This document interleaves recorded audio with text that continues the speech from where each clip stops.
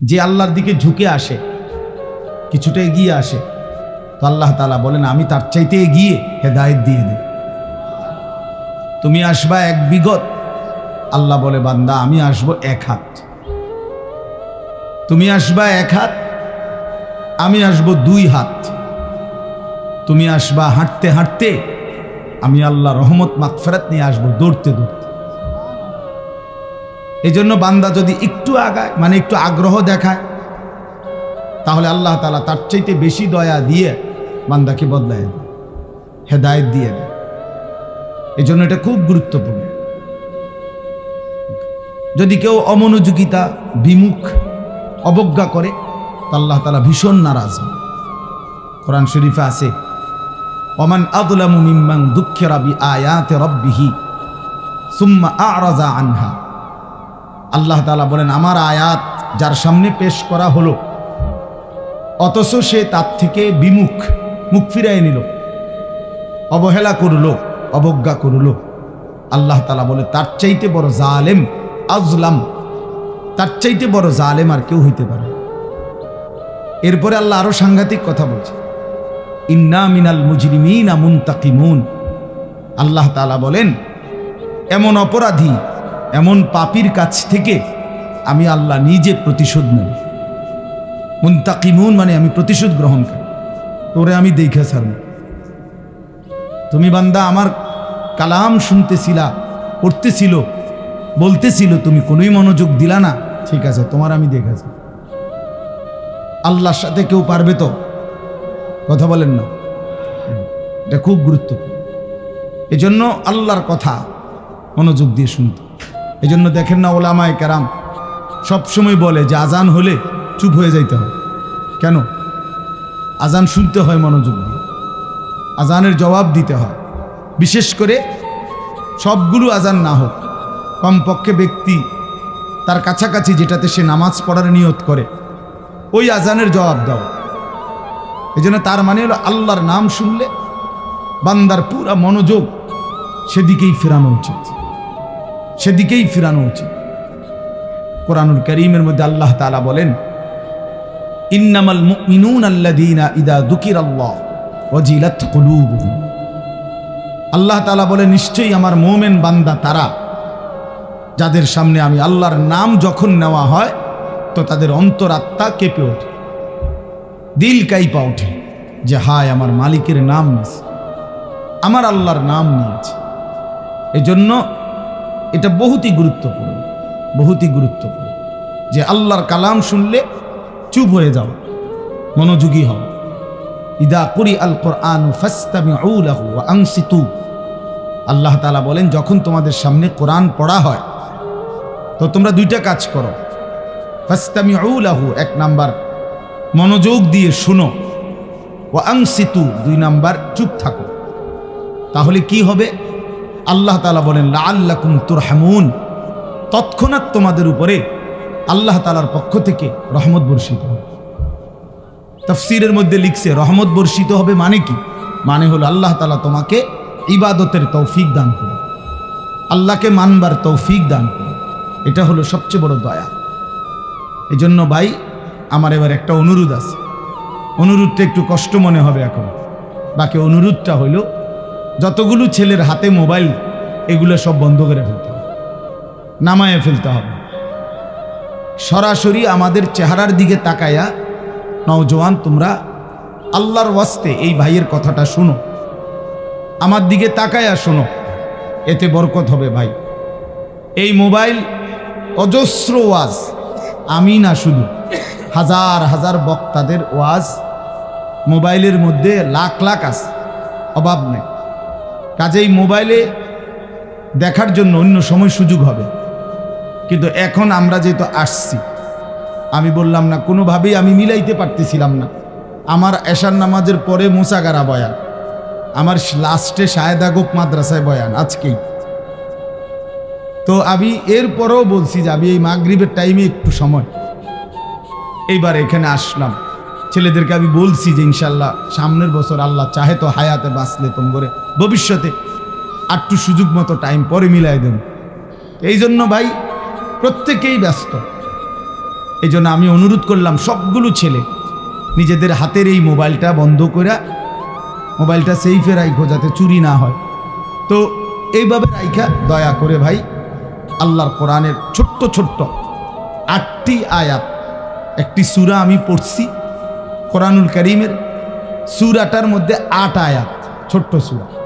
এই ছোট্ট সূরাটা আমরা একটু শুনাই ইনশাআল্লাহ। সবাই মনোযোগ দিয়ে শুনলে আমারও লাভ হবে, আপনাদেরও লাভ হবে, জওয়ানেরও লাভ হবে, বয়স্ক মানুষেরও লাভ হবে।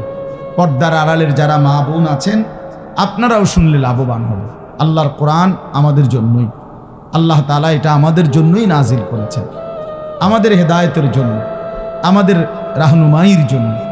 কোরআনুল কারীমের মধ্যে আছে আল্লাহ তাআলা বলেন, বান্দা আমাকে মানবার জন্য, জান্নাত পাওয়ার জন্য, তুমি আখিরাতের পরীক্ষায় উত্তীর্ণ হওয়ার জন্য 3টা ব্যবস্থা আমি নিয়মিত রাখছি। তুমি যাতে ফেল না মারো, তুমি যাতে পাশ করতে পারো, তুমি যাতে জান্নাতি হতে পারো, এই জন্য 3টা ব্যবস্থা আমি আল্লাহ সর্বক্ষণ তোমার জন্য রাখছি। কয়টা ব্যবস্থা?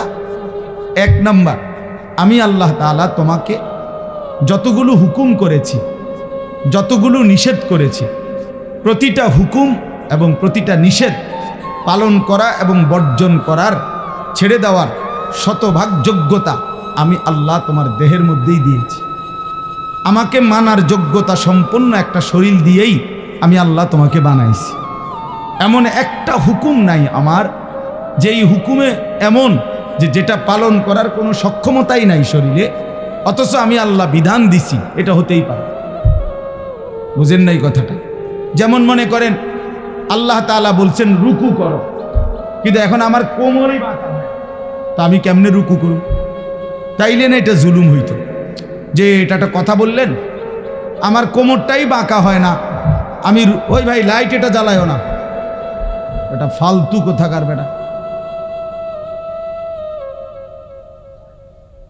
ছোট বড় বালেগ না বালেগ সবার হাতে দিয়ে দিছে মোবাইল, সবার হাতে। হায় মুসলমান, অপ্রাপ্ত বয়স্ক ছোট ছোট বাচ্চাদের হাতে যেই অভিভাবক, সে মা হোক, বাবা হোক, দুলাভাই হোক, বড় ভাই হোক, চাচা হোক, এই বড় মোবাইল যে তাদের হাতে দেয়, বিশ্বাস করেন তার চাইতে বড় জালেম আর কেউ হইতে পারে। ওই মা জালেম যে মা তার সন্তানকে বড় মোবাইল তুলে দিছে, ওই বাপ জালেম, ওই অভিভাবক জালেম। বেটা তুই নষ্ট করে দিলি বেটা তোর সন্তান, তোর একটি পবিত্র সন্তান তুই বেটা নষ্ট করে দিলি। বেটা বাচ্চাটা কাঁদবে, কাঁদলে কি মানুষ মরে যায়? তো কাঁদলে কি হইতে, নাহলে 2 দিন কাঁদবো। বাচ্চা ভাত খাইতে চায় তো ভাত না খাইলে কি সেতে রৌদ্রে শুকাই থাকুক, অসুবিধা কি? মোবাইল না দিলে বাচ্চা কাঁদে, মোবাইল না দিলে বাচ্চা ঘুমায় না, মোবাইল না দিলে বাচ্চা খানা খায়। এগুলো কোনো যুক্তি হইতে পারে? আস্তাগফিরুল্লাহ, আস্তাগফির। এটা কোনো কথা হইতে পারে? এত বড় জুলুমের কথা। এই ছোট বাচ্চার হাতে কে দিল মোবাইল আপনি বলেন? কোনো হায়া লজ্জা নাই, কোনো অনুভূতি বিবেক নাই। এখানে ওলামায়ে কেরাম আছে, বয়স্ক বাবা চাচা দাদার বয়সী লোক আছে, কারো কোনো আকল তমিজ নেই। আমার যেমন চাই, আমার যেমন চাই। হাদিসের মধ্যে আছে রাসূলুল্লাহ সাল্লাল্লাহু আলাইহি ওয়াসাল্লাম বলেন, কুল্লু মাউলুদিন ইউলাদু আলাল ফিতরা, প্রতিটি মানব সন্তান আল্লাহকে মানার পূর্ণ যোগ্যতা নিয়েই মায়ের পেট থেকে ভূমিষ্ঠ হয়। ফাআবাওয়াহু ইউহাব্বিদানিহি আও ইউনাসসিরানিহি আও ইউমাজ্জিসানিহি। নবী সাল্লাল্লাহু আলাইহি ওয়াসাল্লাম বলেন, অতঃপর মা বাবা, ফাআবাওয়াহু, অতঃপর মা বাবা ওই সন্তানটিকে ইহুদি বানায়, অথবা খ্রিস্টান বানায়, অথবা অগ্নিপূজক বানায়। আপনি বলেন যে ঘরগুলোতে রঙিন টেলিভিশন চলে, 6 বছরের 7 বছরের বাচ্চা দিন রাত টেলিভিশন দেখে, নাচ গান দেখে, তো এই বাচ্চাটাই তো নিশ্চয়ই বাজার থেকে এই টেলিভিশনটা কিনে আনছে, ঠিক না? কথা বলেন। তাইলে কে আনলো এটা? অভিভাবক, তার অভিভাবক আনছে এটা। তাহলে এই বাচ্চাটা যে হিন্দি সিনেমার নর্তকী দেখে, এই বাচ্চাটা যে কাফের মুশরিক দেখে, এই বাচ্চাটাতে নাচ গান, অসভ্যতা, নোংরামি, ধর্ষণ ব্যভিচারের দৃশ্য দেখে তো তারে নষ্ট করে দিল কি? হ্যাঁ, তো রাসূলুল্লাহ সাল্লাল্লাহু আলাইহি সাল্লাম এটাই বলছে যে মা বাপ সন্তানকে নষ্ট করে।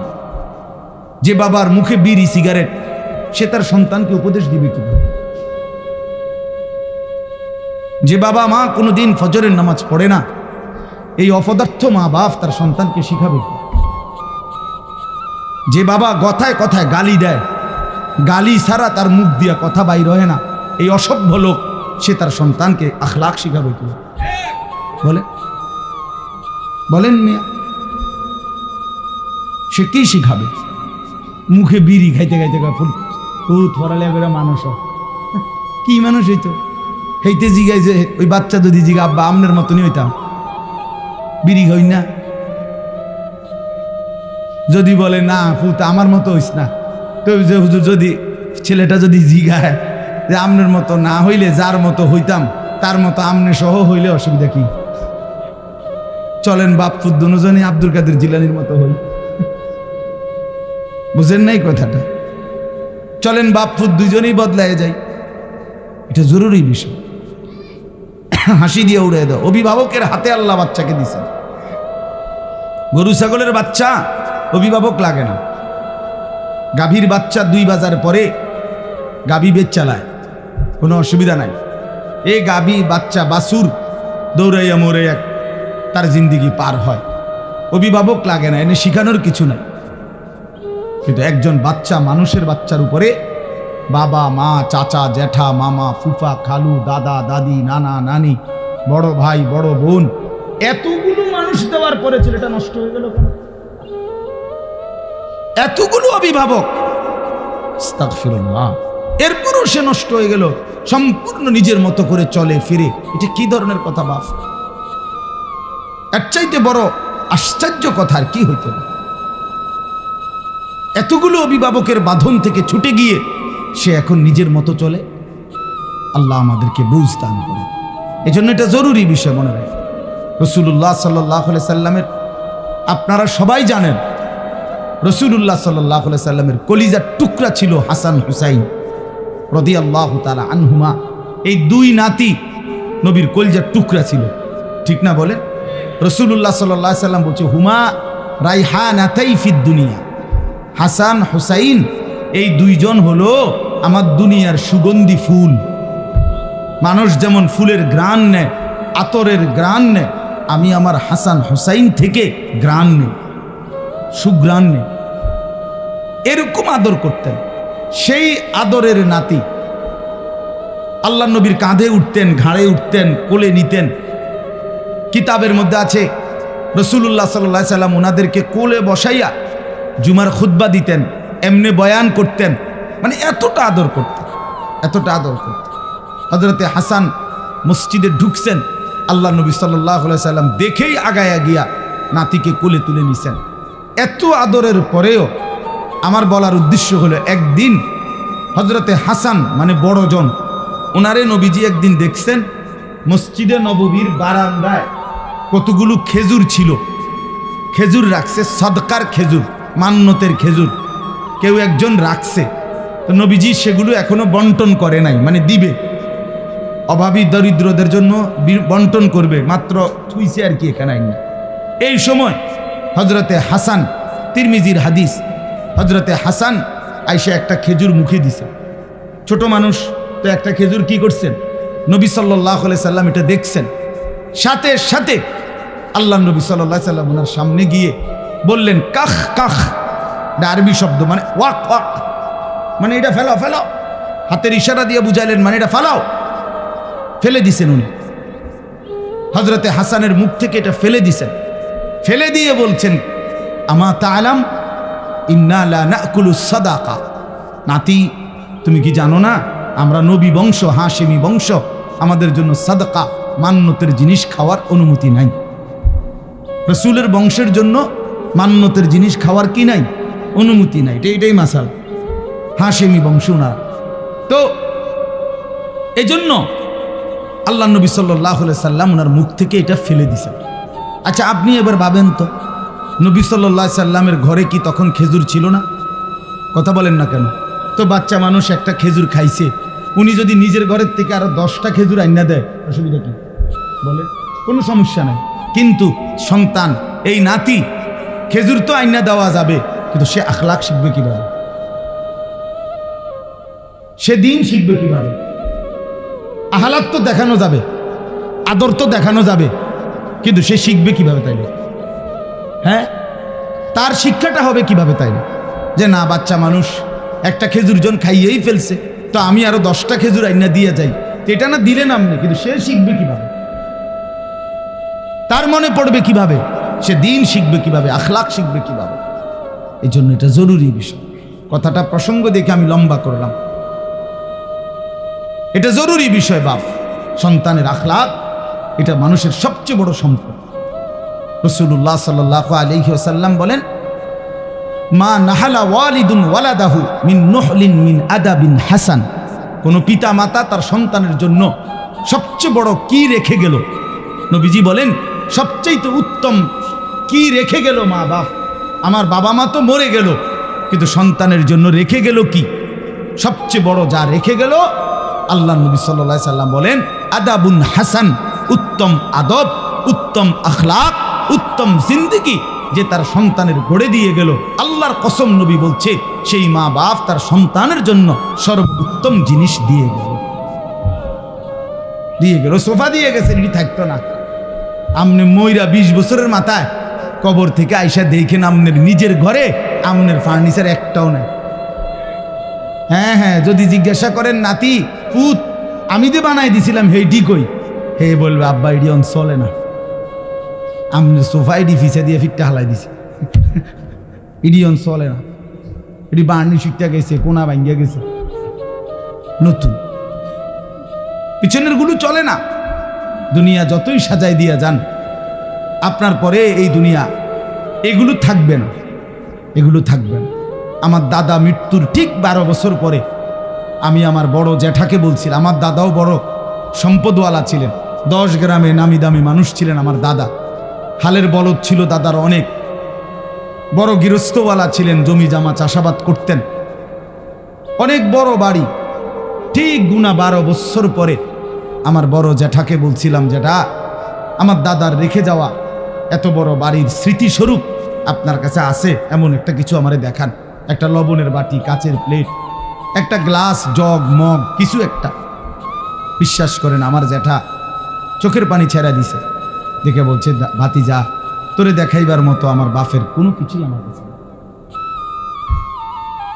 কিচ্ছু নেই, একটা নুনের বাটিও নাই। এজন্য কোনো মা বাপ তার সন্তানকে ওই ঘর করে দিয়ে গেছে, বাড়ি করে দিয়ে গেছে, খাট বানাইয়া সোফা বানাইয়া করে দিয়ে, এটি থাকতো না রে বাপ। ফ্রিজ কিনে এটি ফ্রিজ এত বছর থাকে না, করে একটা ফ্রিজ 200 বছর থাকে না, নষ্ট হয়ে যায়। নতুন মডেল আসে, নতুন আরো কোয়ালিটির মধ্যে বাড়ায়, যেটা মধ্যে এখন এই সুযোগ সুবিধা বার করছে।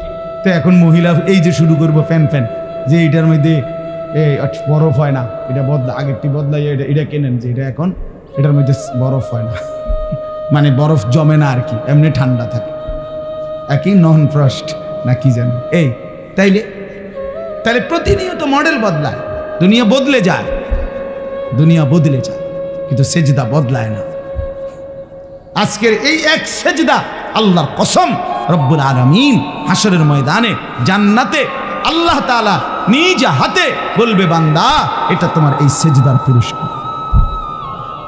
আল মাল ওয়াল বানুন জিনাতুল হায়াতিদ দুনিয়া।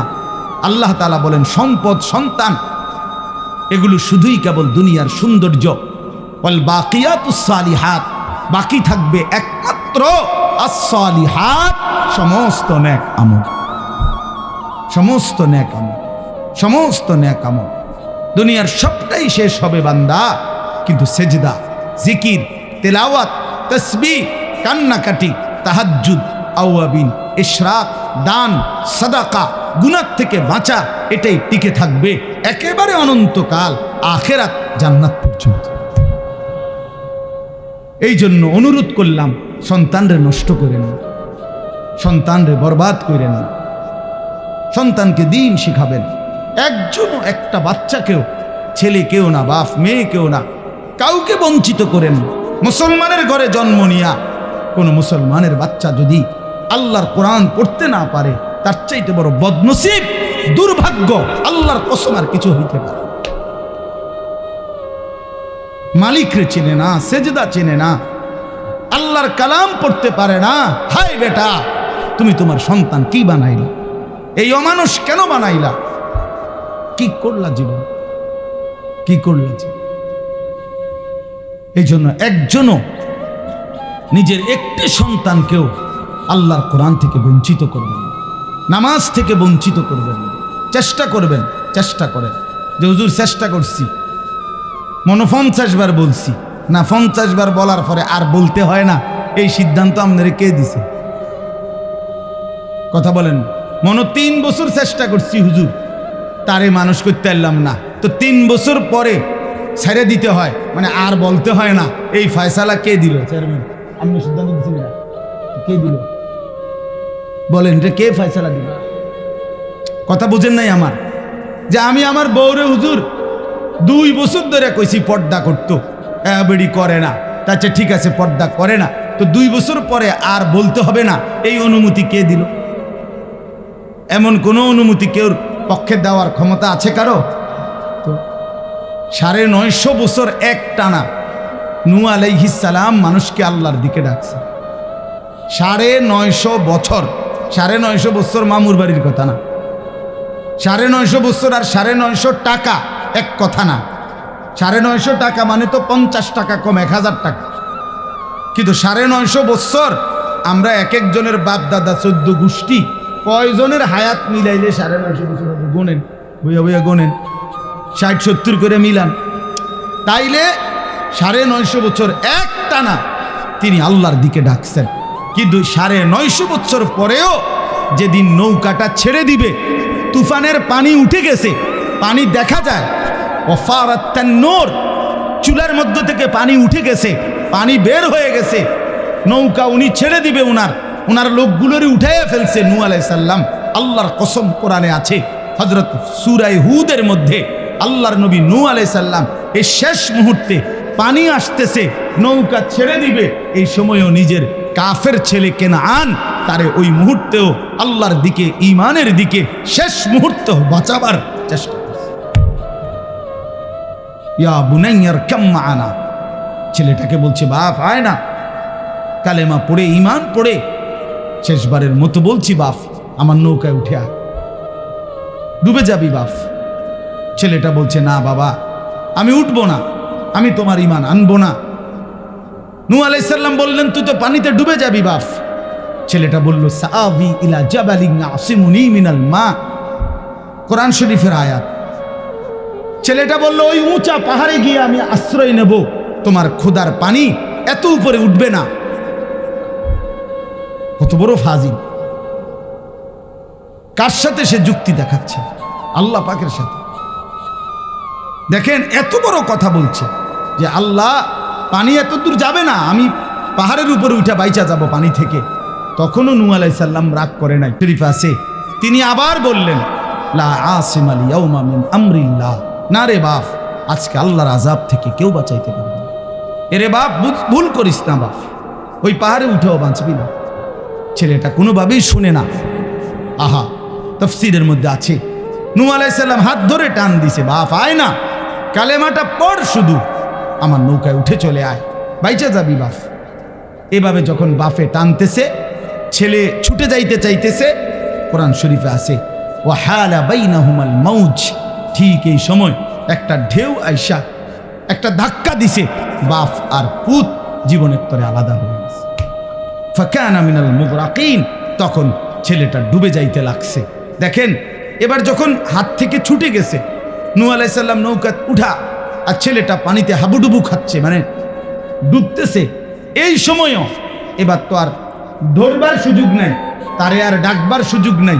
তো কোরআন শরীফে আছে এরপরে আয়াত যে নূহ আলাইহিস সালাম এবার আল্লাহ তাআলার কাছে হাত তুলছে, আসমানের দিকে 2 হাত তুলে বলছে আল্লাহ ইন্না ইবনি মিন আহলি, ওই যে ডুবে যাচ্ছে ছেলেটা, এটা আমার ছেলে।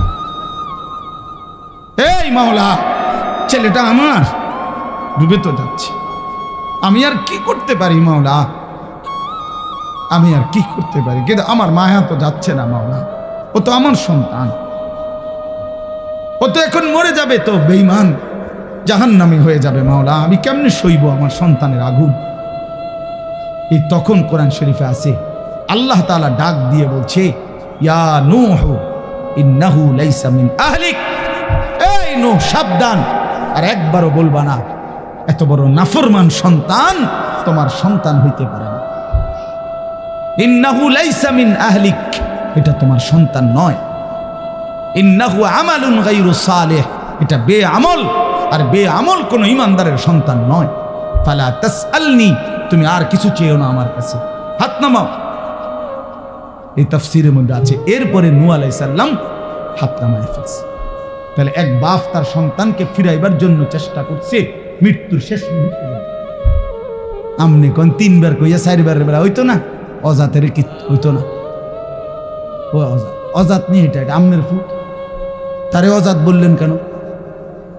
হ্যাঁ কেন বললেন? এদের প্রত্যেকটা ছেলে মুসলমান।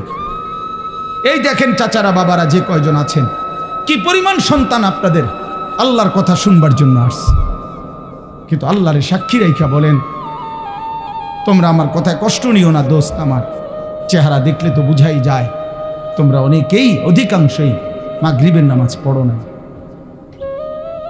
প্রিয় বন্ধু আমার, কেন পড়লাম? হায়, জিন্দেগি এভাবে নষ্ট করে দেওয়ার কি অর্থ? চেহারা দেখলেই তো বোঝা যায় দিনের পর দিন নামাজ পড়ো না।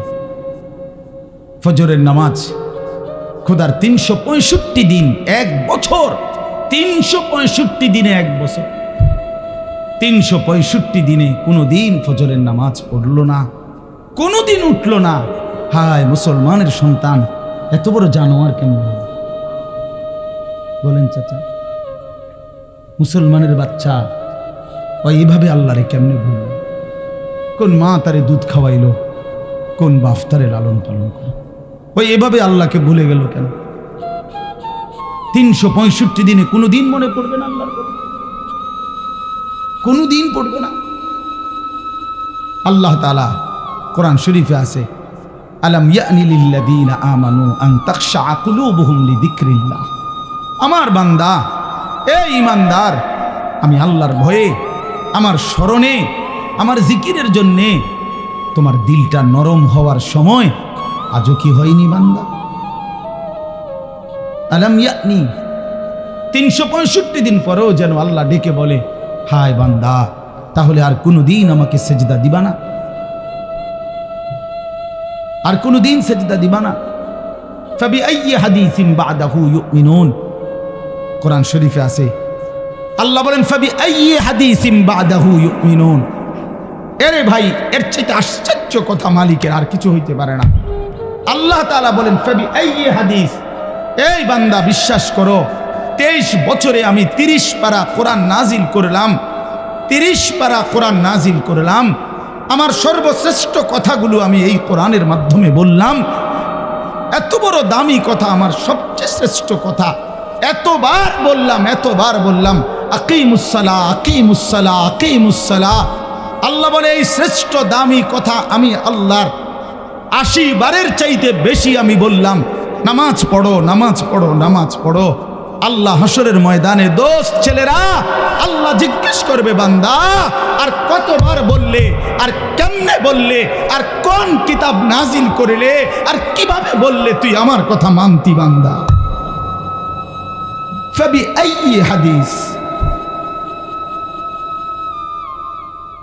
জানো না ভাই আমার, আমি এক ফেরিওয়ালা, যে এক অস্থিরতা লালন করি, কারো প্রতি আল্লাহর কসম আমার কোনো বিদ্বেষ নাই। এই গ্রামে আমি বারবার আসছি। আমি 11 বছর যখন সোনাকান্দা ছিলাম, আমাদের জনাব আলহাজ কারি ওমর ফারুক সাহেব হুজুর, আল্লাহ তার কবরকে নূরে নূরে ভরপুর করে দেন। আমি তো ওনার মসজিদে অনেকবার আসছি।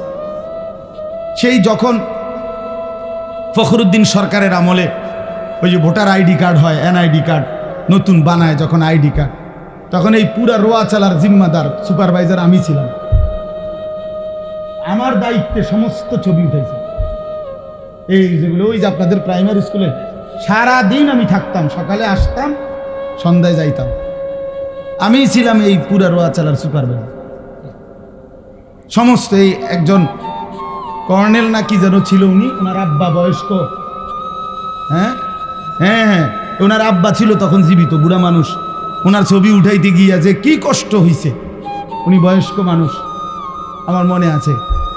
কত আসছি আমি এখানে, কত আসছি, বারবার আসছি আপনাদের এখানে। প্রিয় ভাই আমার, বন্ধু আমার, সময়ের কারণে হয়তো আসতে পারি না, কিন্তু এই কথাটা আল্লাহ তাআলা বলছেন, বান্দা আমি আর কতবার বললে, ফাবি আইয়ি হাদিস, আর কোন কিতাব নাজিল করিলে। এই জন্য এই দুইটা কথা আমার মনে রাখেন। এই একটা কথা হলো এইটা যে হাসরের ময়দানে আল্লাহ জিজ্ঞেস করবে বান্দা, এখানেই জিজ্ঞাইছে কোরআনে যে বান্দা আমি আর কেমনে বললে, আর কোন কথা বললে, আর কতবার বললে, ইত্তাকুল্লাহ ইত্তাকুল্লাহ ইত্তাকুল্লাহ ইত্তাকুল্লাহ ইত্তাকুল্লাহ। কোরআনে বারবার আছে, বারবার আছে কিনা? ওই আমার ছাত্র তো অনেক প্রিয় ছাত্র, মৌলানা তৌফিক, ওদের বাড়িতে আমি কত গেছি, অনেক মহব্বতের ছাত্র ছিল সে আমার। এই জন্য কইতে লাগছে যে আপনি শুরু করতে, আমি বুঝছি এইতেই শেষ করে লেবেন যে টাইম। হুজুরের প্রশংসা করতে গিয়ে হয়তো চাঁদের দেশে উড়ে নিতেছিল। ফাবি আইয়ি হাদিস, আল্লাহ বলেন বান্দা আমি আর কোন কথা বললে ইউমিনুন, এরপরে আর কি বললে তুমি মানতা। হে ঈমানদারগণ, ইয়া আইয়ুহাল্লাযীনা আমানু, কোরআন শরীফে আল্লাহ বারবার ডাক দিছে আমাদেরকে, হে ঈমানদারগণ, হে ঈমানদারগণ, হে ঈমানদার। প্রিয় ভাই শুনেন বাবা, 89 বার, 8, 9, 89, পুরা কোরআন কারীমের মধ্যে মোট 89 বার আল্লাহ তাআলা আমাদেরকে ডেকেছেন, হে ঈমানদারগণ, হে ঈমানদারগণ, হে ঈমানদারগণ। যুবক, আর কতবার ডাকলে তুই নামাজ পড়তি? বল ভাই আমার, বন্ধু আমার, এ কোন চেহারা বানাইলা, কার মতো সাজলা, এই চুল কার মতো, এই জামা কার মতো, এই প্যান্ট কার মতো। সারাদিন মোবাইলের এই অসভ্যতা, অশ্লীলতা, বেহায়াপনা, নোংরামি, সারা রাত উলঙ্গ ছবি দেখা, জিনা ব্যভিচারের দৃশ্য দেখা। আমার প্রিয় ভাই, এভাবে ভুলে গেলাম আল্লাহকে, এভাবে ভুলে গেলাম। আর একটা কথা হলো, রাসূলুল্লাহ সাল্লাল্লাহু আলাইহি ওয়াসাল্লাম, প্রিয় নবী সাল্লাল্লাহু আলাইহি সাল্লাম হাশরের ময়দানে উম্মতকে ডাক দিয়ে বলবে, উম্মত তুমি জানো না উম্মত, আমি 23টা বছর একটানা কাঁদছি তোর জন্য, এই পরিমাণ কাঁদছি আমি। আম্মা জান আয়েশা নবীজির স্ত্রী বলছে, এশার নামাজের পরে নবী দাঁড়াইছে, ফজরের নামাজের আগ পর্যন্ত এক দাঁড়ানোতে আম্মা জান আয়েশা বলে, আল্লাহর কসম দুনিয়াবাসী, আমি নিজ চোখে দেখছি আমার স্বামী আমার ঘরে আল্লাহর রাসূল ফজরের আজানের আগ পর্যন্ত এক দাঁড়ানোতে উম্মতের জন্য শুধু কাঁদছে আর দোয়া করছে। এ তো হাদিস। হযরতে আয়েশা রাদিয়াল্লাহু তাআলা আনহা বলেন, চক্ষু মুবারক ফুলে গেছে, দাড়ি মুবারক ভিজে গেছে, বুকের পশম ভিজে গেছে। হাদিসের সরাসরি শব্দ, ওয়াকাত তাওয়াররামাত কাদামাহু, দুইটা পাও ফুলে ফুলে গেছে। একটা আয়াত শুধু আল্লাহর কাছে উম্মতের জন্য দোয়া করছে, সারা রাত এক দাঁড়ানো, রুকুও দেয় নাই, সেজদাও দেয় নাই, এ এক দাঁড়ানো। কি বলছে? ইন তুআযিবহুম ফাইন্নাহুম ইবাদুক ওয়া ইন তাগফির লাহুম ফাইন্নাকা আনতাল আজিজুল হাকীম। এই কথাইটা আল্লাহর কাছে বারবার বারবার এই কথাইটাই বলছে।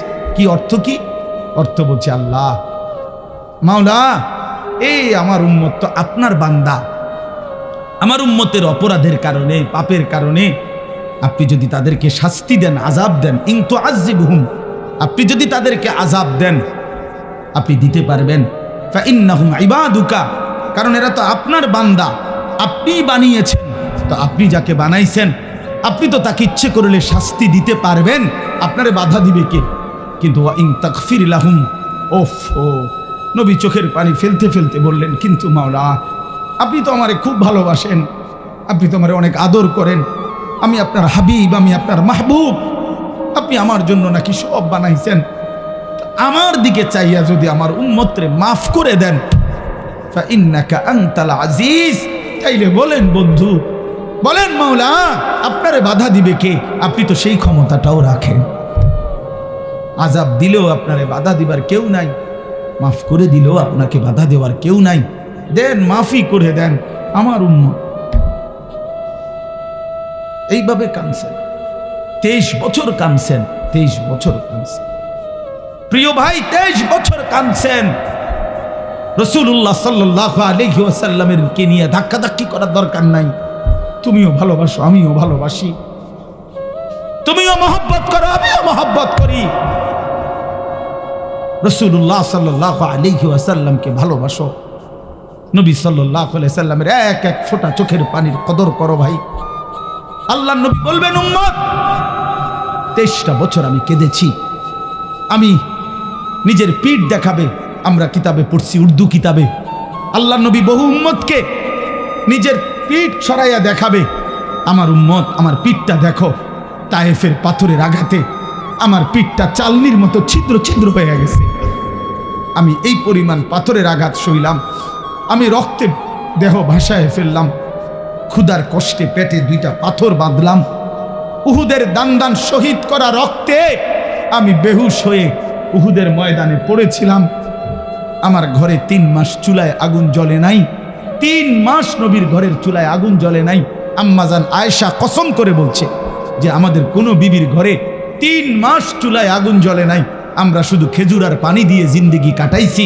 তো নবী বলবে, হাদিস কোরআন তাফসিরে আছে বন্ধু, আল্লাহ তাআলা বলছে বন্ধু, নবীকে আল্লাহ বলছে, কোরআন শরীফে আছে সূরা নিসার মধ্যে আল্লাহ বলছে, বন্ধু আপনার সামনে আমি আপনার উম্মতের আমলনামা দেখাবো, আপনার সামনে খুলমু, আপনারে দেখাবো আপনার উম্মতের আমলনামা। এই নবী তখন আমলনামা দেখা যখন দেখবে পৃষ্ঠার পর পৃষ্ঠা নামাজ নাই, সেজদা নাই, 30 বছর মিথ্যা বললা, 30 বছর সুদ খাইলা, 50 বছর ধরে বিড়ি সিগারেট, 60 বছর 70 বছর এই নাফরমানির উপরে কথায় কথায় গালি, অবৈধ উপার্জন, হারাম, সুদ, ঘুষ, মদ, জুয়া, চুরি, ডাকাতি, বেহায়া, বেপর্দা, জিনা, ব্যভিচার, অসভ্যতা, নোংরামি। আল্লাহর কসম নবী বলবে, উম্মত এটা কি দেখাইলি, উম্মত আমার এটা কি দেখাইলি? কার জন্য কাঁদলাম আমি? আমি কার জন্য পাথরের আঘাত সইলাম? আমি পেটে পাথর বাঁধলাম কেন? তাইলে এ কি আমল নামা? নামাজ কই, ফজর কই? 365 দিন তো পৃষ্ঠা উল্টাইলাম উম্মত, একটা সেজদা নাই, কোনো দিন ফজরের নামাজ নাই। আমি এই আমল নামা নিয়ে সুপারিশের জন্য মালিকের সামনে কেমনে দাঁড়াবো? নবী বলবে, উম্মত তুই আমার এত বড় মাথাটা কেমনে ছোট করে দিলি?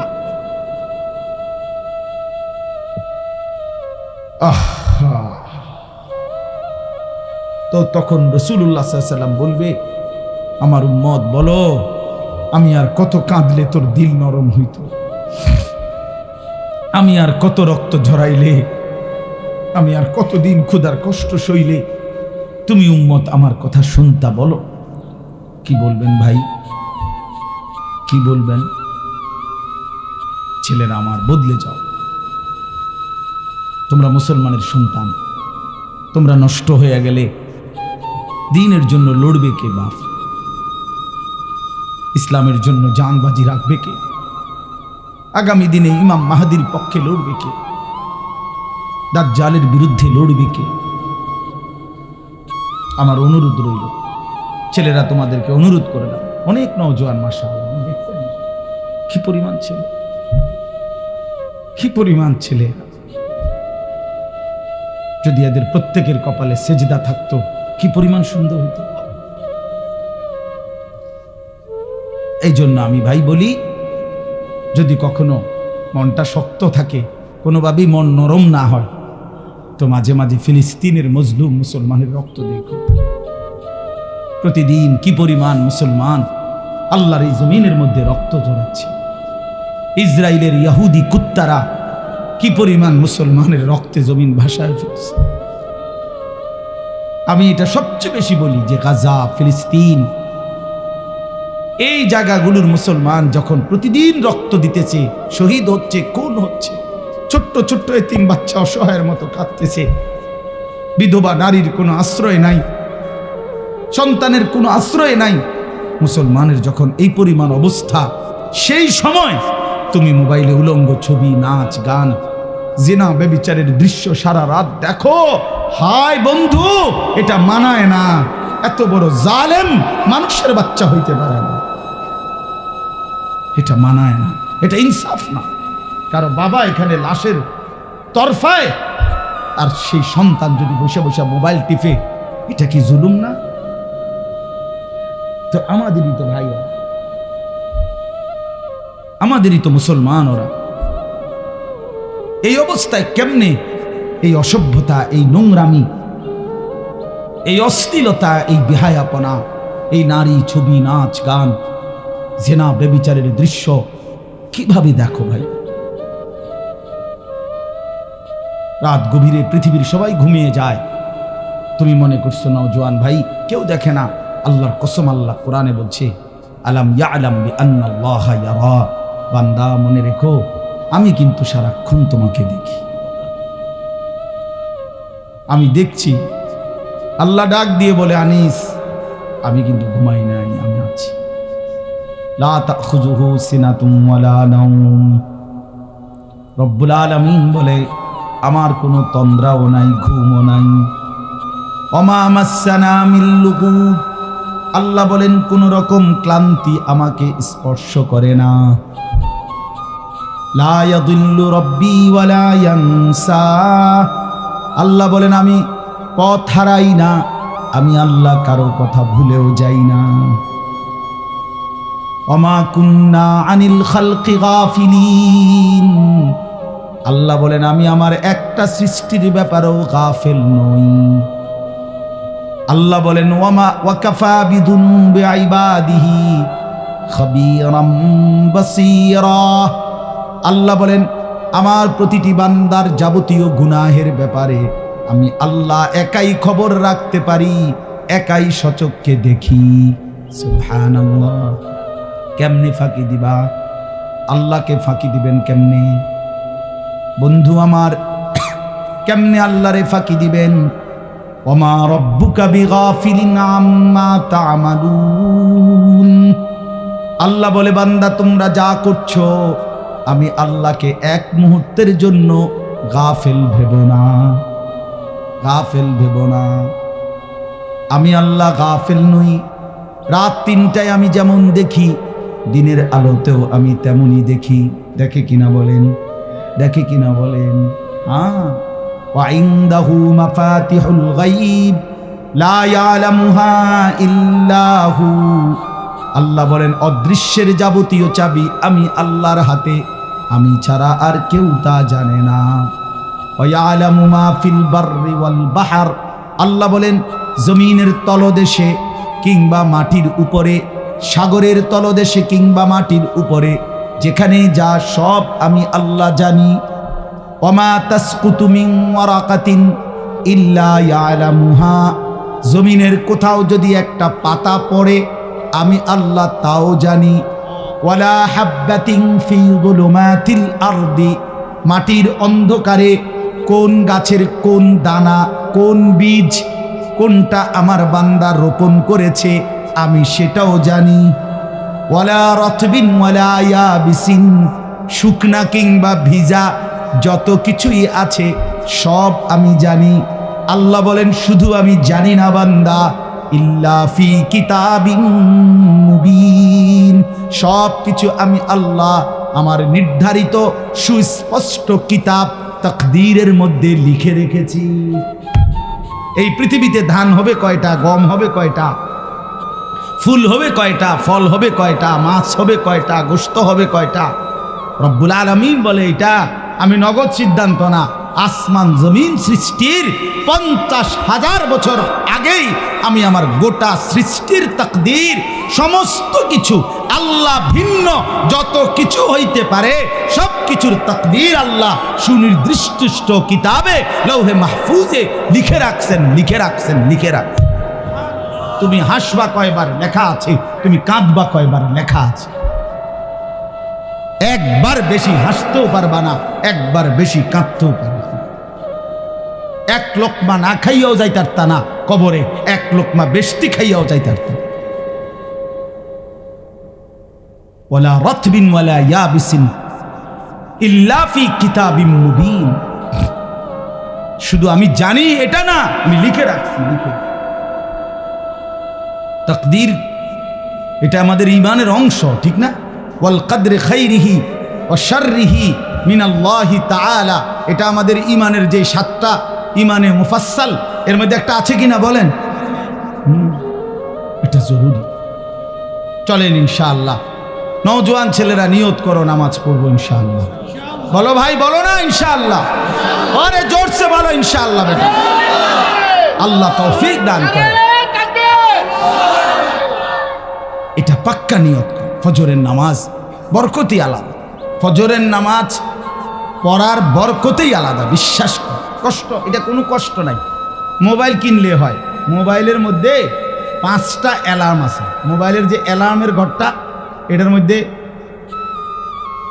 এই যে 5টা, আমার এই যে এখন অ্যালার্ম দেওয়া আছে 5টা 10, 5টা 20, দেখো 5টা 30 জামাত। তো এই সময় হইলে আমার চলে উঠা, আমি ঘুমাই 3:30 4টায়। তো এই যে এই 2টাই অ্যালার্ম দেওয়া, 5টা অ্যালার্ম দেওয়া যায়। মোবাইল বন্ধ রাখলেও অ্যালার্ম বাজে, চার্জ থাকলেই হয়। হ্যাঁ, তো 5টা অ্যালার্ম দেওয়া যায়। সায়না মোবাইল আছে যেগুলার এই পিছন দিয়ে পুরাটা স্পিকার, এরকম এইটার আওয়াজ ভয়ঙ্কর আওয়াজ, একবারে পুরা ইউনিয়ন শুদ্ধা, হ্যাঁ শ্রীকেল শুদ্ধা খবর হয়ে যাবে। এইটা এরকম 1200-1300 টাকা দাম। ওইগুলো একটা কেন, ওইগুলো কাছে রাখো, অ্যালার্ম দিয়ে রাখো, ওইটার আওয়াজে উঠে যাবে।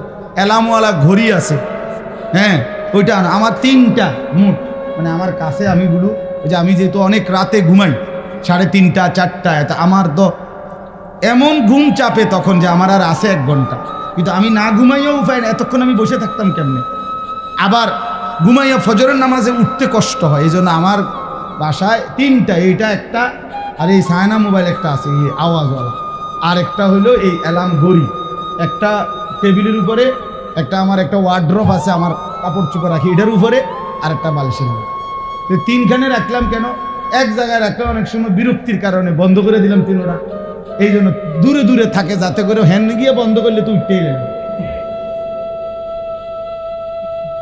বুদ্ধিমতো বুদ্ধি ছাড়া চললে বলি আমাকে তো উঠতেই হবে, কারণ যেটা আমি উঠার জন্য বুদ্ধি, কারণ আমার তো নামাজ ফজর পড়তে হবে কিনা আমার তো উপায়ই নাই, আমাকে যেটা পড়তেই হবে সেটা আমার কষ্ট করতেই হবে, কষ্ট করতেই হবে। এই জন্য বন্ধু আমার ফজরের নামাজ রাসূলুল্লাহ সাল্লাল্লাহু আলাইহি ওয়াসাল্লাম বলছেন, বিশ্বাস করেন ফজরের নামাজ যে পড়ে না, নবী বলছে সে খবিস। একেবারে আল্লাহর কসম, রাসূলুল্লাহর স্পষ্ট হাদিস, ওয়া ইল্লা আসবাহা খাবিসান নফস, নবীজি বলছে ফজর ছাড়া যার ভোর হয় সে খবিস, কাসলান, সে অলস, অপদার্থ। রাসূলুল্লাহ সাল্লাল্লাহু আলাইহি সাল্লামের স্পষ্ট হাদিস, নবীজি বলছে যে ফজরের নামাজ পড়ে না, দাকা রাজুলুন বালা শাইতানু ফি উযুনাইহি, যে ফজর পড়ে না সে হলো এমন মানুষ যার 2 কানে শয়তান মুত্তা দিছে। বালা শাইতানু ফি উযুনাইহি, 2 কানে কে মুত্তা দিছে? শয়তান। আচ্ছা কোন তো শয়তান কেমনে 6 মাসের বাচ্চা নি না 8 মাসের বাচ্চা? 6 মাস শয়তান অনেক বুড়া, অনেক বয়স্ক, কারণ শয়তান তো আর আজকে কালকের শয়তান না, বহুত আগের শয়তান না হইতে, তাইলে এই জন্য তার বয়স যেহেতু বেশি, ফেসাবো বেশি। এই জন্য যেই অপদার্থ ফজরের নামাজ পড়ে না, তোর সারা শরীর সারা বিছনায় শয়তান মুত্তা দেয়। এই জন্য বেনামাজি যেগুলো ফজরের নামাজ পড়ে না, এগুলো ফজরের নামাজ না পড়ে যারা ওঠে, এগুলারে গোসল করে রৌদ্রের মধ্যে টাঙ্গাইয়া থোয়া দরকার, যাতে দুর্গন্ধ কমে। লজ্জা শরম যদি থাকে, কেন সেজদা দিবেন না? কেন সেজদা দিবেন না? আল্লাহকে সেজদা কেন দিবেন না বলেন মিয়া? কোরআনুল কারীমের মধ্যে আছে স্পষ্ট ভাব, আল্লাহ তাআলা বলছেন ইবলিসকে, ইবলিস সেজদা দিলি না, আজকের থেকে তুই শয়তান। গতকালকেও সে শয়তান ছিল না? ছিল। তারে আগে কি শয়তান বলতো? সে তো মুআল্লিমুল মালাইকা ছিল, সে ফেরেশতাদের শিক্ষক ছিল। যেদিন সেজদা দেয় নাই সেদিন থেকে তার পরিচয় হলো কি? শয়তান। এজন্য যে সেজদা দেয় না সে শয়তান, যে সেজদা দেয় না সে রাজিম। রাজিম ফখরুজ ফাইন্নাকা রাজিম। আল্লাহ বলছে বের হ, তুই অভিশপ্ত, রাজিম। আউযু বিল্লাহি মিনাশ শাইতানির রাজিম। কোরআন শরীফের আয়াত। আল্লাহ বলছেন যে সেজদা দেয় না এই ইবলিসকে আল্লাহ বলছে ওয়া ইন্না আলাইকাল লা'নাতা ইলা ইয়াউমিদ্দিন। এটা কোরআনের আয়াত। সাংঘাতিক কথা ভাই। আল্লাহ বলছে ইবলিস তুই আমারে সেজদা দিলি না, তো আজকের থেকে নিয়ে কিয়ামত দিবস পর্যন্ত তোর উপরে আল্লাহর লানত। বেনামাজি তোর উপরে আল্লাহর লানত, লানত, লানত, লানত। খোদার গজব, খোদার গজব, খোদার গজব। আল্লাহর লানত নিয়ে জীবন সুন্দর হয় না। ক্যালসুল ফিসের দিকে ফিরানোটার মধ্যে জিন্দিগি না। মোটরসাইকেল চালাইলেই জীবন না। আরেক বেড়ি আমনের লগে কথা কই দেখে এটা সুখের কিছু না। বেড়িও অসিব্য, আমনও অসিব্য। বুঝেন নাই? বেড়িও অসৎ, আমনও অসৎ। এটা কোনো সুখের কিছু না, এটা কোনো প্রশংসার কিছু না, এটা সুখের কিছু না। অতএব এটা জরুরি বিষয়। এত অভিশাপ নিয়ে কেমনে জীবন কাটে ভাইয়া? কোরআন শরীফে আছে ভাই, সরাসরি কোরআনের আয়াত, সবগুলো কোরআন শরীফের আয়াত বললাম। জাহান্নামীকে যখন জাহান্নামে ফেলা হবে, জাহান্নামী বিকট চিৎকার করবে। কোরআন শরীফে আছে ফেরেশতা তখন বলবে মা সালাকাকুম ফি সাকার। এই বেঈমান, জাহান্নামে কেন আসলি? এই তখন কোরআন শরীফে সরাসরি আয়াত। জাহান্নামী ফেরেশতাকে বলবে ক্বালু লাম নাকু মিনাল মুসাল্লিন। কি কোরআনের আয়াত কিনা? জাহান্নামী বলবে ফেরেশতা ভাই কেন জাহান্নামী হলাম? লাম নাকু মিনাল মুসাল্লিন, আমি নামাজি ছিলাম না। কি ছিলাম না? বলেন না বাবা, কি ছিলাম না? নামাজি ছিলাম, নামাজি ছিলাম, নামাজি ছিলাম। কোরআন শরীফে আছে আল্লাহ বলেন ওয়াইলুন ইয়াউমাইদিল লিল মুকাদ্দিবিন। মিথ্যাবাদী নাফরমান পাপীদের জন্য সেদিন জাহান্নাম। তো কেমন পাপী, কেন পাপী? আল্লাহ বলেন ওয়াইদা কিলা লাহুমুর কাউ লা ইয়ারকাউন। যখন তাদেরকে দুনিয়ায় বারবার বলা হতো রুকু দিতে, সেজদা দিতে, নামাজ পড়তে, লা ইয়ারকাউন, তারা রুকু দিত না, সেজদা দিত না, নামাজ পড়তো না। এই জন্য আজকে হাসরের ময়দানে তাদের জন্য জাহান্নাম। আর কেমনে বলতো? আর কিভাবে বলতো ভাই? কোরআন শরীফে আছে আল্লাহ তাআলা বলেন হাসরের ময়দানে প্রত্যেককে আল্লাহ তাআলা একেবারে পুরা শরীর বিবস্ত্র করে দাঁড় ওমায়ুকশাফু আন সাকিন, একদম কাকনু পর্যন্ত, নিচ পর্যন্ত কোনো শরীরে কোনো কাপড় থাকবে না, একবার উন্মুক্ত খোলা। এই অবস্থায় দাঁড়াবার পরে আল্লাহ তাআলা বলেন ওয়ায়ুদআউনা ইলাস সুজুদ। যত নাফরমান আল্লাহকে সেজদা দেয় নাই, কোরআন শরীফের আয়াত, ফেরেশতা তাদেরকে ডাক দিয়া বলবে বেঈমান তোর এতগুলো সেজদা মোট ছুটেছে তোর হায়াতে, এগুলো এখন দে। ওয়ায়ুদআউনা ইলাস সুজুদ, সেজদা দিতে বলা হবে। আল্লাহর কসম আল্লাহ বলেন ফালা ইয়াস্তাতিউন, লক্ষ কোটিবার চেষ্টা করেও নাফরমান একটা সেজদাও দিতে পারবে না। আজকে তো কোনই বাঁকা হয়, কোমর বাঁকা হয়, হাঁটু বাঁকা হয়, আল্লাহর কসম সেদিন কিছুই বাঁকা হবে না। খাশিআতান আবসারুহুম, আল্লাহ বলে চোখ নিচের দিকে নামায় রাখবে। তার হাকুহুম জিল্লা, লাঞ্ছনা আর অপমান তাকে ঘিরে ধরবে। বেইজ্জতি, বেইজ্জতি। পাক্কা নিয়ত করো, আলাদা আলাদা নিয়ত করো, আলাদা আলাদা নিয়ত করো। যুবক ভাই তুমি আলাদা বদলাও, একজন হলে একজন বদলাও। আমার 50 বছর বলার দ্বারাও যদি কেউ একজন বদলে যায় আর মালিক যদি এই উসিলায় আমারে মাফ করে দেয়, আমি সার্থক। শেষ কথা আমার, এবার আমি শুধু তর্জমাটা শুনে আমার মূল বক্তব্যটা আমি অনুরোধ করলাম। এতগুলো ছেলেকে দেখেই মূলত নামাজের এই গুরুত্ব দিলাম। ভাই তোমাদের চেহারা সুরতে অনেক মহব্বত করো, আমরা জানি, ভালোবাসো, আমরা জানি। আমারে বারবার ছেলেরা বলছে যে হুজুর ছেলেদের সবার আবদার আপনি আসেন, এই জন্য আসছে। আমি জানি এই ভালোবাসা আল্লাহর জন্য, না, আর কোনো কিছুই নাই, আর কোনো অন্য কোনো আত্মীয়তা আপনাদের সাথে আমাদের নাই, ঠিকই না? বলেন না কেন? শুধু আল্লাহর জন্য। কার জন্য বলেন? আল্লাহর জন্য, আল্লাহর জন্য, আল্লাহর জন্য, আল্লাহর জন্য।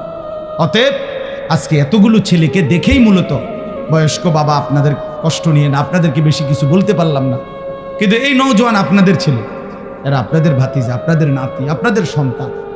এরা যদি নামাজি হয়, ইসলামের রং বদলে যাবে, বাতিলের অন্তরাত্মা কাঁপবে, ইসলামের দুশ্মনদের ভিত নড়ে যাবে, ভিত নড়ে যাবে।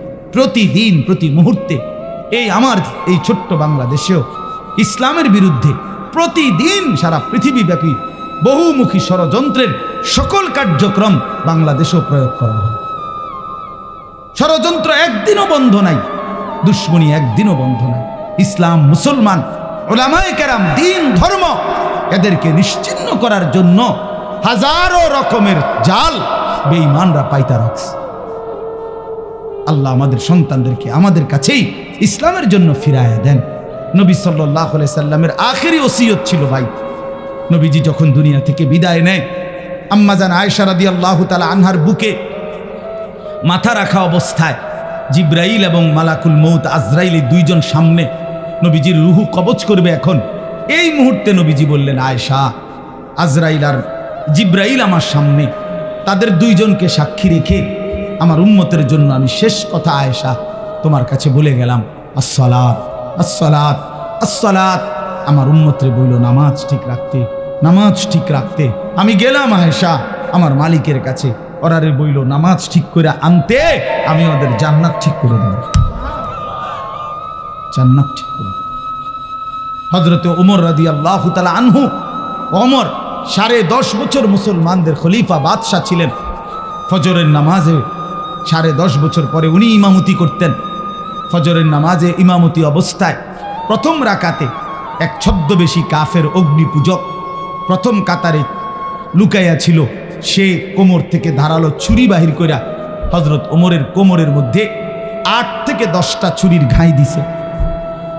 এই ছুরির ঘাই দেওয়ার পরে ওনার এই পাঁজর, এই পাশের কোমরে একদম সব ছিদ্র হয়ে গেছে, নাড়ি বুড়ি বের হওয়ার উপক্রম, রক্তে ভাইসা গেছে। বাম হাত দিয়া উনি নিজের এগুলো চাপ দিয়া ধইরা এরপরে ডান হাতে প্রথম কাতারে উনার বরাবর পিছনে দাঁড়াইছে যিনি, হযরত আব্দুর রহমান ইবনে আউফ রাদিয়াল্লাহু তাআলা আনহুকে, সাহাবীকে টাইনা ইমামের জায়গা আইনা দাঁড় করাইছে। নিজে সরে গিয়ে পড়ে যাইতে যাইতে বলছে, আব্দুর রহমান, আগে ফজরের নামাজ শেষ করো, এরপর আমারে ধইর। আমরা কিতাবে পড়ছি বাস, কাটা মুরগির মতো ওমর রক্তের উপরে লাফাইছে, তরফাইছে।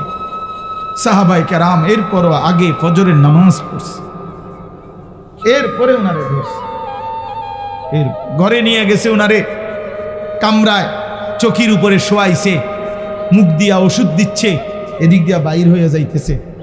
আরবি কিতাবে পড়ছি আমরা, হযরত ওমর বুঝা ফেলছে উনি আর বাঁচবে না। কিতাবে লিখছে উনি ওনার ছেলেকে ডাক দিয়া বলছে, আব্দুল্লাহ ইবনে ওমরকে বলছে, আব্দুল্লাহ, তুই আমারে চকির থেকে নামায় দে, আমারে মাটিতে রেখে দে, আমার গালটা মাটির সাথে লাগায় দে, আমি একটু মাটিতে গড়াগড়ি করে আমার জীবনটা দিতে চাই, যেন আমার এই মাটির গড়াগড়ি দেখা আমার মালিকের দয়া হয়, আমারে যেন মাফ করে দেয়। এই ছিল আমিরুল মুমিনিন ওমরের জিন্দেগি। উনি বলছে, দা খাদ্দি আলাল আরদ, আমার গালটা মাটিতে রেখে দাও, আসা রব্বি আইয়ার হামানি, বাদশার মতো মরতে চাই না, চকিতে মরতে চাই না, মাটিতে ফেলে দাও, মাটিতেই পড়ে থাকি, যেন আমার আল্লাহ, আসা রব্বি আইয়ার হামানি, আমার আল্লাহ যেন আমার একটু দয়া করে। নিয়ত করলাম তো ইনশাআল্লাহ, ছেলেরা ভাই নিয়ত করছো না ইনশাআল্লাহ? আল্লাহ তোমাদেরকে হিম্মত দান করেন, আল্লাহ তাআলা কবুল করেন। এই সূরাটার এবার তর্জমা শুনেন, তাইলেই কথা শেষ। কোরআনুল কারীমের 30 নম্বর পারা, কোরআনুল কারীমের 99 নম্বর সূরা, সূরা জিলজাল। এই সূরার 8টা আয়াত। আল্লাহ তাআলা বলেন, ইদা জুলজিলাতিল আরদু জিলজালাহা। আল্লাহ তাআলা এই পৃথিবী যখন ইসরাফিল ফু দিবে, কিয়ামত হবে, পৃথিবীর সব কিছু ধ্বংস হবে, তখন একটা ভূমিকম্প হবে। প্রথম ওই ভূমিকম্পে কাঁপতে কাঁপতে জমিনের উপরে যা কিছু আছে, মানুষ, গরু, ছাগল, কীট পতঙ্গ, জন্তু, জানোয়ার, অর্থ সম্পদ, ঘর বাড়ি, দালান, বিল্ডিং, স্বর্ণ, রৌপ্য যা আছে সব কিছু প্রথম ফুৎকারে কাঁপতে কাঁপতে ভূমিকম্পের মাধ্যমে জমিনের তলদেশে চলে যাবে। সব জমিন পুরা ফাঁকা। নির্দিষ্ট সময় পরে আল্লাহ তাআলা আবার ইসরাফিল আলাইহিস সালামকে সৃষ্টি করে আবার বলবেন, এবার দ্বিতীয় ফু দাও।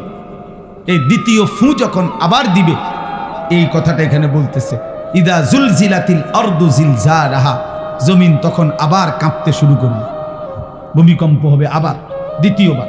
এই দ্বিতীয়বারের ভূমিকম্প যখন হবে, আল্লাহ বলেন ওয়া আখরাজাতিল আরদু আসকালাহা, জমিনের তলদেশে যা কিছু ছিল সব কিছু জমিনের উপরে উঠে আসবে।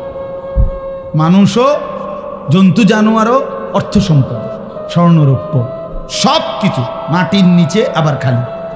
একটু আগে কোনটা খালি ছিল? মাটির উপরটা। এখন খালি হয়ে গেছে কোনটা? মাটির নিচটা। সব উপরে আসবে।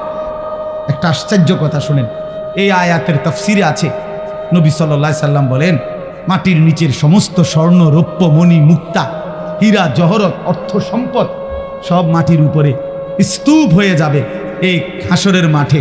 আর ওইগুলো আল্লাহর কুদরতে এগুলোর জবান খুলে যাবে। এই টাকা পয়সা, স্বর্ণ, রৌপ্যের তাকিউল আরদু আফলাদা কাবাদিহা, মানে জমিনের ভিতর থেকে স্বর্ণ, রৌপ্য, মণি, মুক্তাও বাইর হবে। এগুলো যখন জমিনের উপরে স্তূপ, এগুলো ডাক দিবে। এই স্বর্ণরৌপ্যগুলো ডাকবে মানুষকে, ডাক দিয়ে বলবে, হে অমুক, নাম ডাক দিয়ে বলবে, এদিকে আসো, এই সম্পদের জন্য তুমি চুরি করছো, এই সম্পদের জন্য তুমি ডাকাতি করছো, এই সম্পদের জন্য তুমি বছরের পর বছর সুদ খাইছো, মিথ্যা বলছো, ওজনে কম দিছো, আজ নেও কি পরিমাণ দরকার,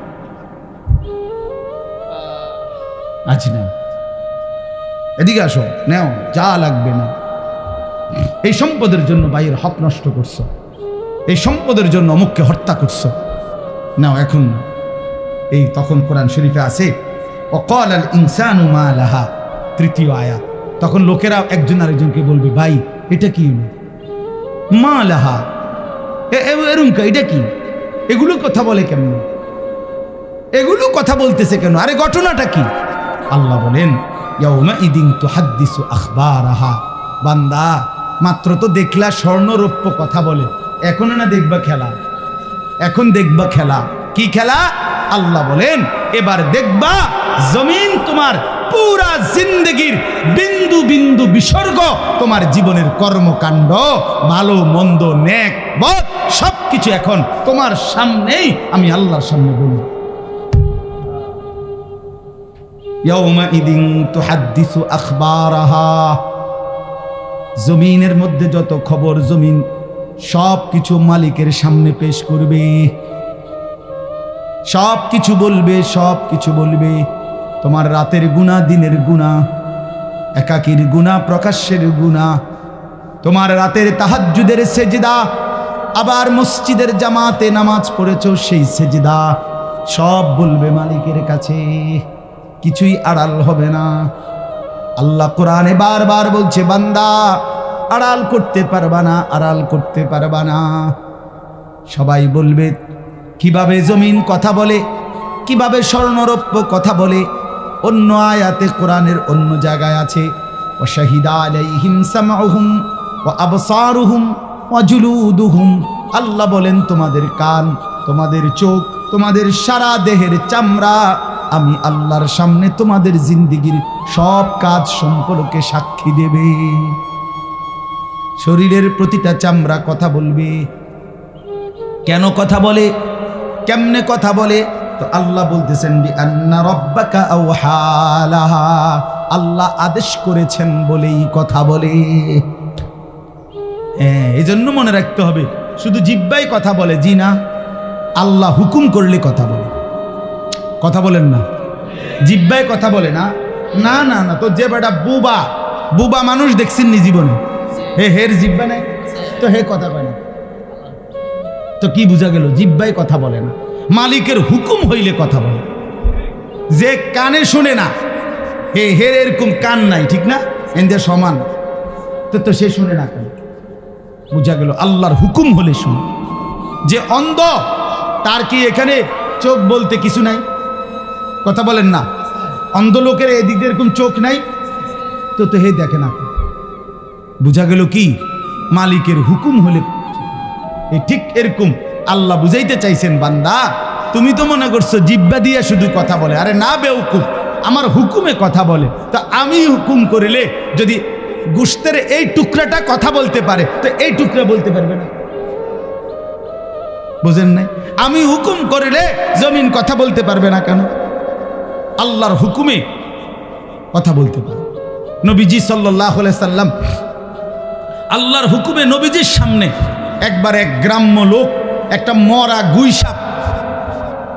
গুইসাপ কি আপনারা কি কোন মানে ছোটখাটো জঙ্গলের থেকে যে বাইর হয়, যে লম্বা হিঙ্গুল, হ্যাঁ এইটা মরা, ওই বেটা আইনা নবীজির সামনে রাখছে, রাইখা বলতেছে, মোহাম্মদ এই মরা গুইসাপ এটা যদি সাক্ষী দেয় তুমি আল্লাহর নবী, আমি ঈমান আনবো। আল্লাহর নবী সাল্লাল্লাহু আলাইহি সাল্লাম ডাক দিছেন, আইয়ুহাদ দাব। দাব্বুন শব্দের অর্থ গুইসাপ, হে গুইসাপ। সাথে সাথে ওইটা বলে উঠছে, আল্লাহর কুদরতে তার জবান খুলে গেছে, অথচ মরা। লাব্বাইক ইয়া সাদাইক ইয়া রাসূলুল্লাহ, হে আল্লাহর রাসূল আমি হাজির, বলেন কি বলতাম বলেন। নবীজি বললেন, মান খালাকাক, কে তোমারে সৃষ্টি করেছে? তখন সে বলল, খালাকানি ওয়া খালাকাকা রব্বুস সামাওয়াতি ওয়াল আরদ, আপনারও বানাইছেন তিনি, আমারও বানাইছেন তিনি, সাত আসমান ও জমিন বানাইছেন তিনি। এরপরে বললেন, মান আনা, আমি কি চিনো আমারে? বলছে, আনতা রাসূল রব্বিল আলামিন, যেই মালিকের কথা আমারে জিগাইছেন ওই মালিকের রাসূল আপনি। চিনতাম না আপনারে, আপনি তো সবার রাসূল, রাহমাতুল লিল আলামিন, আপনি গোটা কায়নাতেরই তো রাসূল, আপনি তো সবার, আপনি তো সবার। এই জন্য আল্লাহ তাআলার হুকুমে কথা বলে।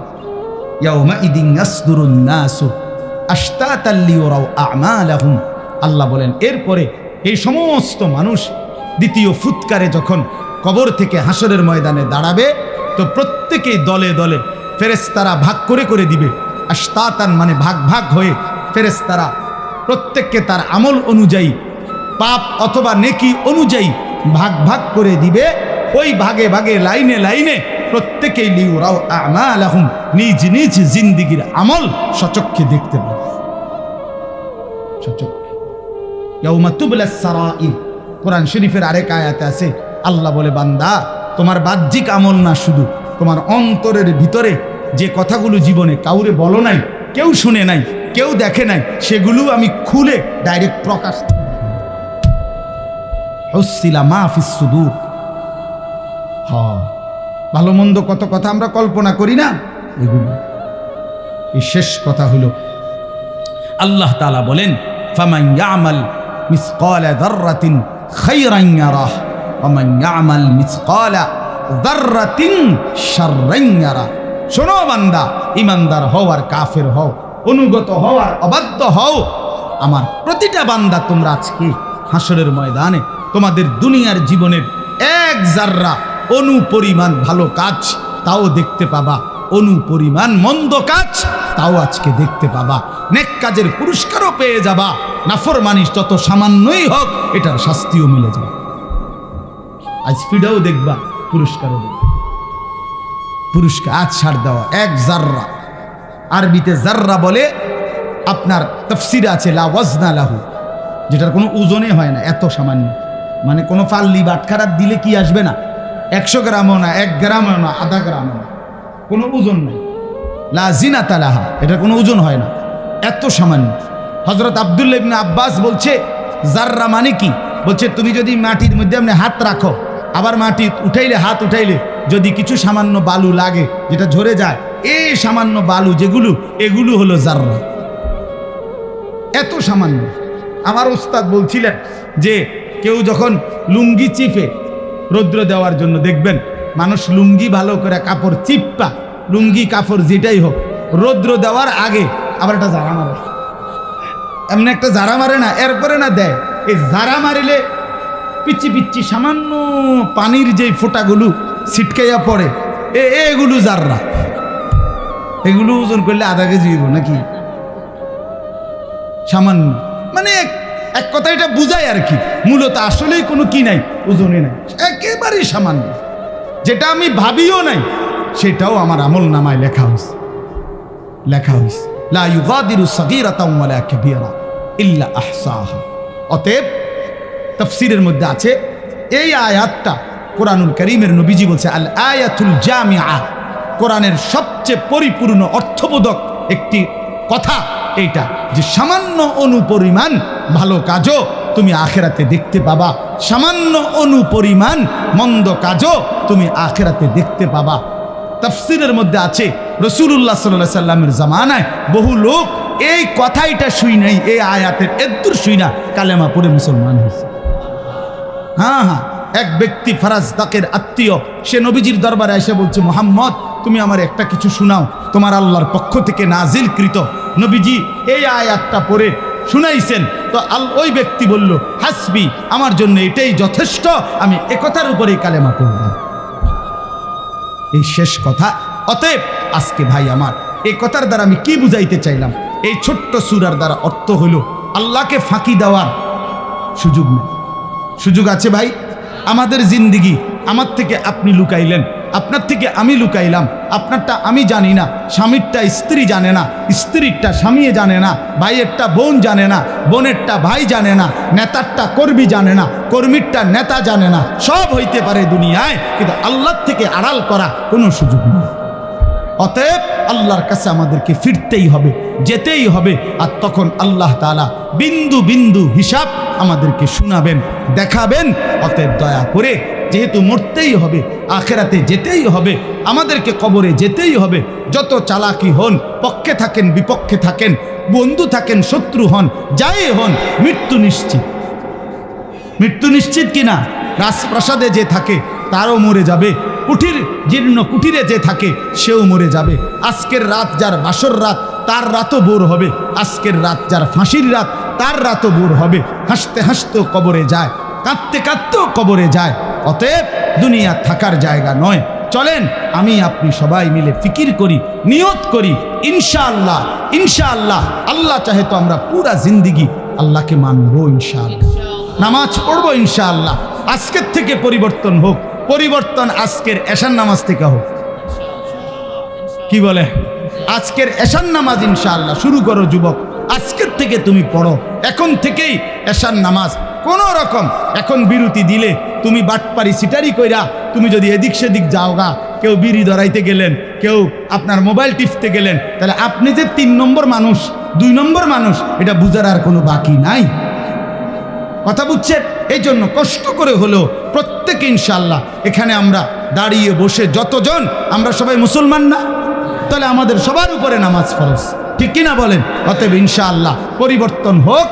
2024 সালের কত তারিখ? 15ই নভেম্বর এশার নামাজ থেকে। আল্লাহ আমাদেরকে কবুল করেন, তৌফিক দান করেন, এই মাহফিলকে আল্লাহ তাআলা বরকত দান করেন। রোয়াচালা ইসলামী যুব সমাজ আল্লাহ তাআলা সমস্ত যুবকদেরকে নেককার বানিয়ে দেন। চেয়ারম্যান সাহেবকে হায়াত দারাজ করেন। এলাকার শ্রদ্ধেয় মুরব্বী বাবারা যারা এসেছেন, আল্লাহ আপনাদের সবাইকে উত্তমভাবে কবুল করে নেন। এশার নামাজের পরে আবার যথারীতি ইনশাআল্লাহ বয়ান হবে। আমাদের প্রিয় মাওলানা হুসাইন আহমদ, সে আমার কাছেও কিছু পড়ালেখা করছে, আলহামদুলিল্লাহ, সেও বয়ান করবে, দোয়া করবে আপনাদের জন্য। আরও ওলামায়ে কেরাম কথা বলবে। আল্লাহ সবাইকে তৌফিক দেন, কবুল করেন, আমিন। সুবহানাল্লাহ।